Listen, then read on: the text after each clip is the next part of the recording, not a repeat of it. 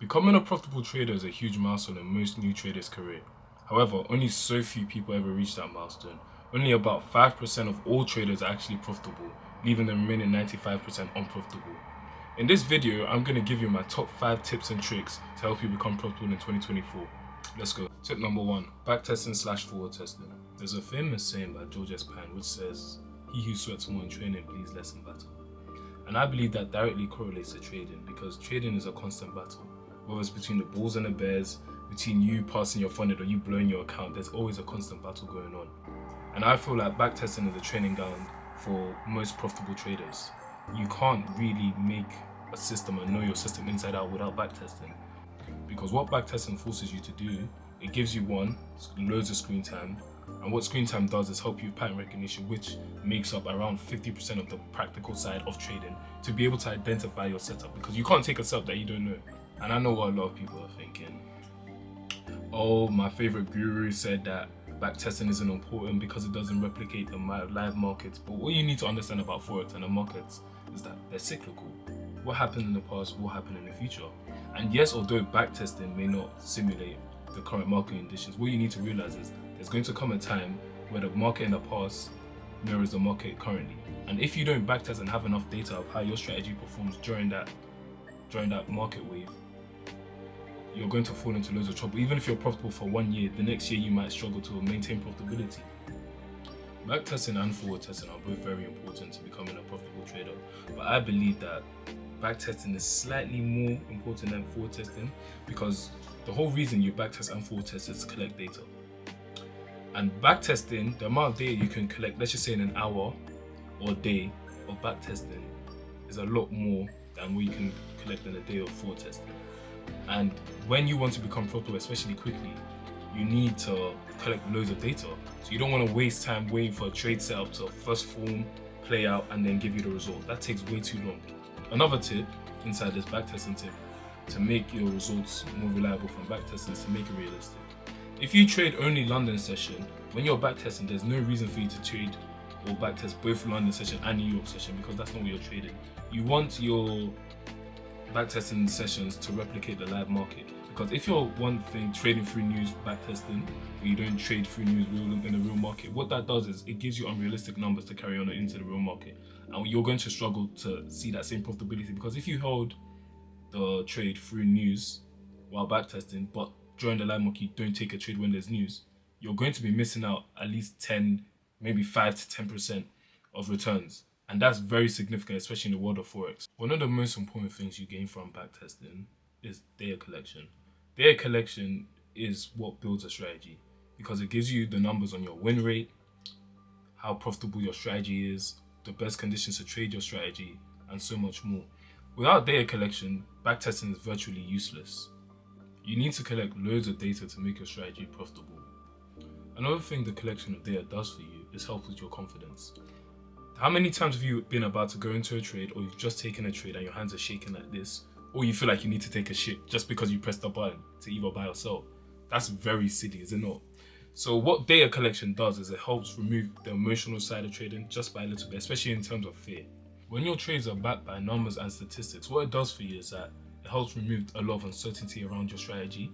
Because if you take a loss, it's no longer, oh, did I take a loss because I'm poor? Did I take a loss because I don't know how to trade? And it's more so, I took a loss that followed my trading plan. I took a loss that I know if I continue taking more trades and this loss continues to occur, it's something I'm okay with, because it's part of my strategy. It's part of the losing side of my strategy.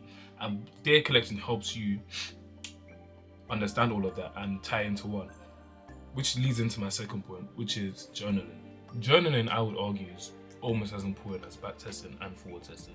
Because if you spend hours backtesting and forward testing, but you don't journal it, you're not learning anything. You're just going through the motion, you're just getting in your trades, but you're not going to learn and improve your trade. What journaling does for you is it brings the subconscious thoughts and actions into the conscious mind, which is very, very critical for a trader, because you need to be conscious of what you're doing. When you let your subconscious take over, what happens is that your emotions get involved in the trade. So you take stupid setups you know was not your setup. You're greedy, you don't take your profit when you should have taken your profit, you move your stop loss because of fear. Like, when you're journaling and you're aware of your emotions and you're self-conscious, it helps remove all of those errors.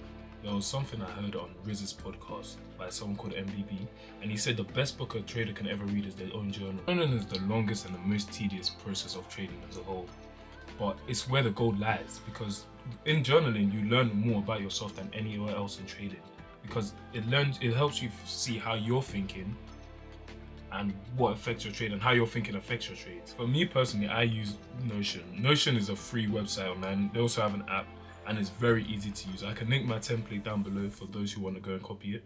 But yeah, I feel like you really need to journal to become a good trader. Tip number 3 is to join a community. I know not everyone loves to hear it, but it's very true. You need to sometimes join a community to help with your trading. Trading is a lonely and hard journey. Like, who wants to take on that journey alone? What joining a community does is it helps people shorten their learning curve to becoming a profitable trader, because in a Discord or in a Telegram group of a trusted person, you can ask questions you don't understand about the strategy and gain further clarity on the strategy. You get to avoid mistakes of all other traders, which also shortens the learning curve, and you make loads of friends that can help motivate you on your journey to becoming a profitable trader.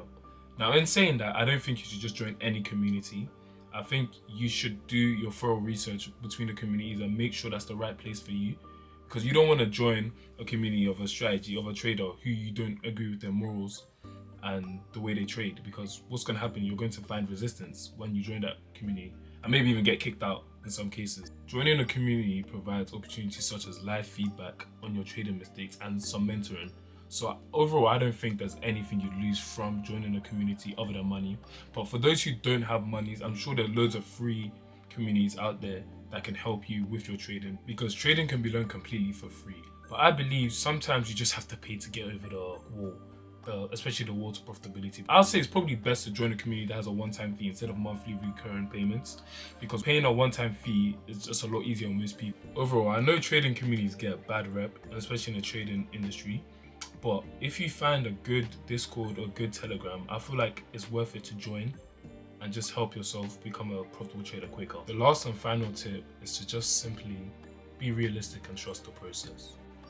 There's a famous saying by the Chinese philosopher Lao Tzu, which says, "He who loves walking will walk further than someone who loves the destination." The idea behind this is that the true value comes in the experience of the journey rather than the destination in itself, which will be profitability for most traders. Most people want to be profitable overnight, which is just unrealistic, because on average it takes between more than 1 year actually to become a profitable trader. I know there are some exceptions of traders who make it profitable before a year, like 6 months, but you have to be realistic at the end of the day. You're most likely an average trader. You're not in that lower percentage of traders who can do it quickly. The more realistic you are with yourself, the easier your journey is going to be. Another thing is that the aha moment that most traders talk about is not just a singular moment. It's a build-up of continuous small little aha moments that then compound and make a big aha moment. So by trusting the process and continuously refining, backtesting, improving on yourself, not just your strategy, yourself as well, you get these little small percentages that lead up to a bigger percentage change. I know it's sad being unprofitable. I know it's sad not having a certificate on the wall.